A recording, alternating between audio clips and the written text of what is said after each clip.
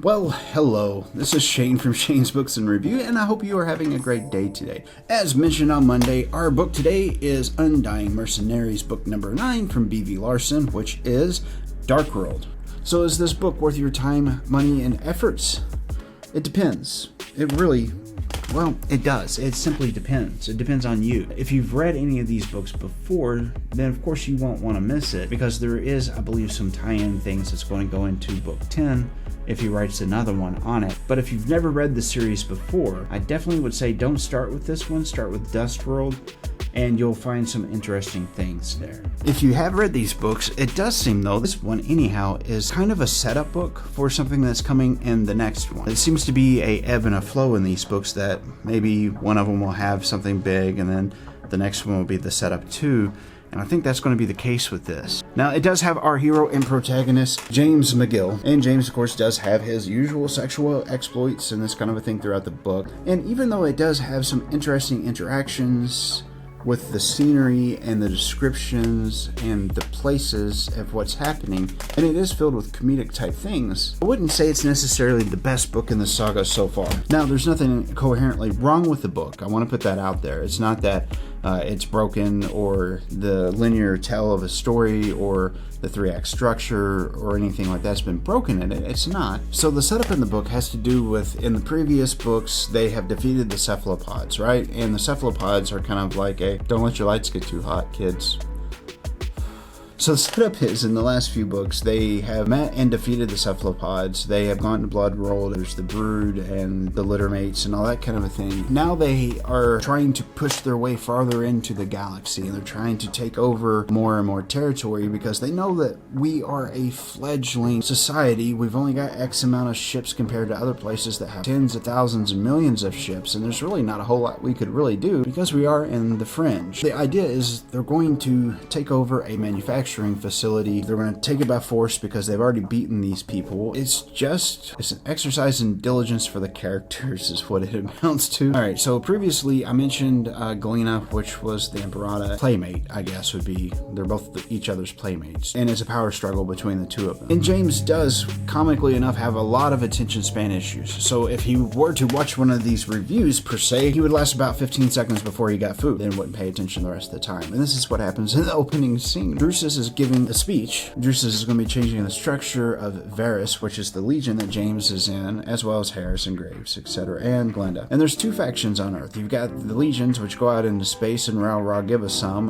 which is more of the Earth side police force. The legion doesn't much care for them, and they don't much care for the legion. And in fact, they call the homogeny hogs, because they're lazy. They're not good fighters or anything like that. Glenda gets busted down from being an Emperata, which is fairly high in the organization, and just a few steps below being in the very super top brass. And whenever that happens, she starts taking it out on all of her subordinates. This leads to a bad situation. That plant that I mentioned that they were going to take over, when they get there, they find out that it's pretty well going to be a bloodbath. There's these creatures that are kind of like big centipedes that have a stealthing way about themselves, and you can find them by their feet moving. It usually has a shimmer effect to it whenever they move around. She decides that she's going to take this on herself and not reach out for help, which ends up resulting in death after death after death, Legion Varys, and kind of feel bad for him. And there is a point in the book where James Mcgill speaks with this guy that's just the biggest weasel, and ends up convincing his commander to send him up to the brass so he can talk to Glenda. Well, of course, whenever he's there, there's another sexual exploit. He asks if, by chance, she's going to get some help coming,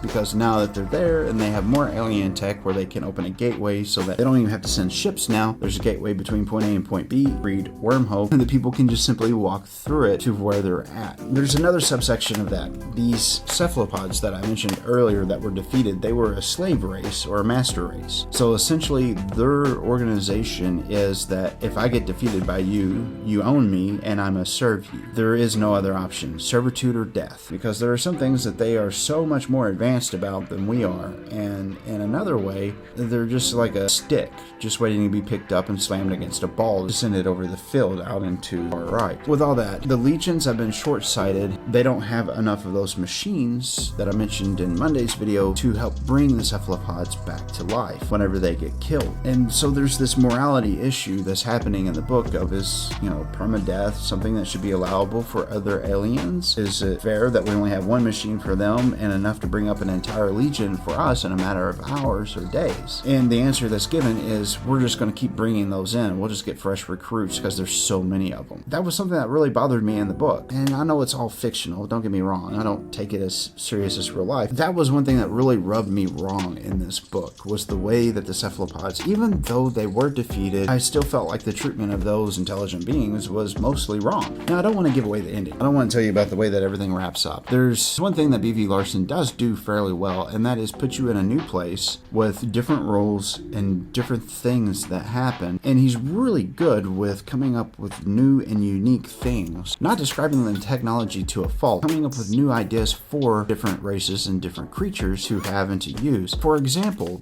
they have a writing style in this book where there's these cubes, and these cubes, different things on different sides of that cube at different colors and different light coming out of them can mean different things. And there's so many permutations that could come from just that alone, with just a character, one, on either one of the 6 sides in a different color. You compound that to a symbol, and then you get so many more. I mean, it's actually, that was a quite ingenious thing. And his books are filled with stuff like that, from beginning to end. The different ways of thinking, the different ways that characters interact with each other, even for humanity, where on Dustworld, the first book, just the way that they are compared to the way that we are. He did a really good job of separation of mind and body, of taking himself outside of the way that we are as a culture and a society and a planet, and coming up with another sect of humanity that had different ways of thinking and stuck true to it. And each one of those characters fell within that parameter very well. Nothing about that was forced in the way he wrote it. So he is a really good author in his genre. He is an incredible author. But there is one,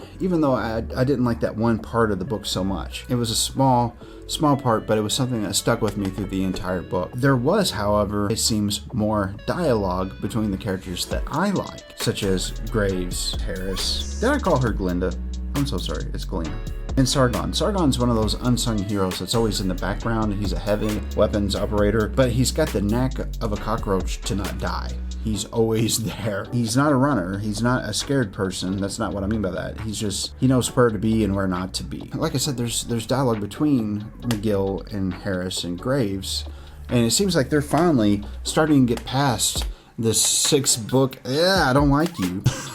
And they're starting to put their differences to the side, which is only going to make them stronger. It was a good read, and there was a couple of thought-provoking things that were in there, like I mentioned. For me, I really enjoyed the book because of that dialogue between those characters that you start to get more and more invested in. Now it's time for me to ask you, what did you think about the book? Did you read it, or do you have any plans to read it? Tell me about it down there in the comments. If you have any suggestions for books for us to check out in future videos, awesome, please leave me some comments, and I will happily read those along with you guys. Today's book was Dark Planet: Undying Mercenaries number 9 by V Larson. Like, share, subscribe. This has been Shane from Shane's Books and Review, and I will see you next week.